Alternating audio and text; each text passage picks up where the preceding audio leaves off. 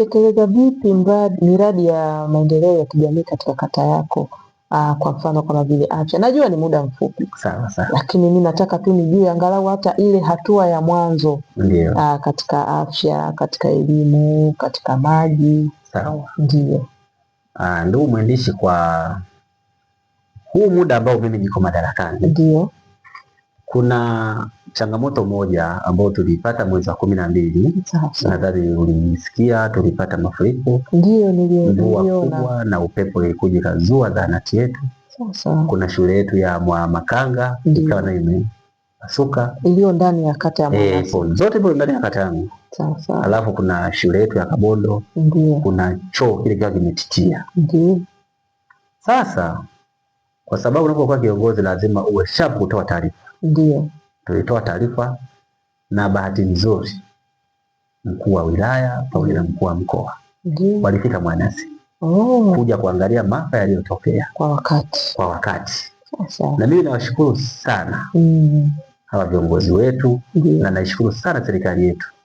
Kwa sababu toka mwezi wa 12 maafa yale yametokea. Lakini pesa zimeingizwa. Ina maana zahanati yetu iliyopasuka ile iliyozuiwa na upepo. Kuna pesa zimeingizwa milioni 13. Na ujenzi unaendelea mpaka leo. Ina maana wiki ijayo watu huduma itarudi pale. Huduma inarudi kama kawaida. Halafu shule ile ambayo watoto walikuwa sasa hawajui watasomea wapi, na maana walimu mpaka walikuwa wanawapa shift. Pesa imeshaingia milioni 12 kwa ajili ya shule. Kwa ajili ya shule ule ukarabati. Ndio. Lile choo ambalo kimetitia pesa imeshaingia. Kwa hapa napo wanasubiri tu ile kamati ya shule wakae, mkandarasi aje pale watengenezwe, mambo yaendelee. Samahani, wewe kurudisha kidogo. Hii milioni 13 ni kwa ajili ya nyumba zilizopata maafa? Hapana, hii milioni 13 imetolewa kwa ajili ya zahanati iliyozolewa na upepo. Sawa. Kwa sababu imezolewa upepo na inahitaji sasa kutengenezwa. Huduma zilikuwa zimesimama. Na ndio huduma za kiafya. Ndio huduma ambayo ni zile ambazo tunategemea sana. Sawa. Lazima tunategemea sana. Na vipi kuhusu watu binafsi ambao waliokutwa na dhoruba hiyo? Sasa nyumba na wao waliweza kupata support yoyote? Kwa watu, kwa sababu mbunge Mheshimiwa Magangira alikuja na alitoa chochote kama mkono wa pole. Na ofisi ya mkuu wa mkoa mwenyewe alikuja kuwafariji na akatoa amri wale ambao bahati mbaya labda wameumia watibiwe bure. Kwa hiyo kwa jumla kweli walitusaidia sana. Hongereni sana. Na vipi wananchi wao kwa wao katika kutoa ushirikiano wao kuweza kusapoti mambo kama hayo, labda kama maafa kama hayo? Je, waliweza kujitokeza? Watu baki mbali na viongozi?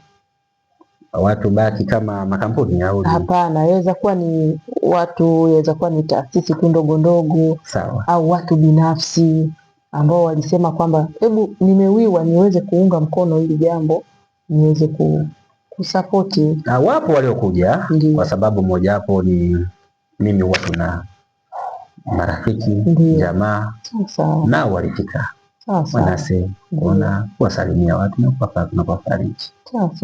Lakini kwenye upande wa elimu tunashukuru sana kwa sababu kuna jengo ambalo kuna kijiji cha Nyamididi kwenye kata yetu hiyo. Kuna wananchi walijitolea kwa nguvu zao wakajenga jengo wakasubiri sasa serikali ifaulu. Lakini nashukuru kwa kipindi hichi ambacho mimi naanza kufanya kazi. Pesa zimeingizwa milioni 25. Na sasa tunavyoongea jengo inapauliwa, itakiwa lipigwe lipu, vigae, watoto waanze kusoma mle. Hongera sana.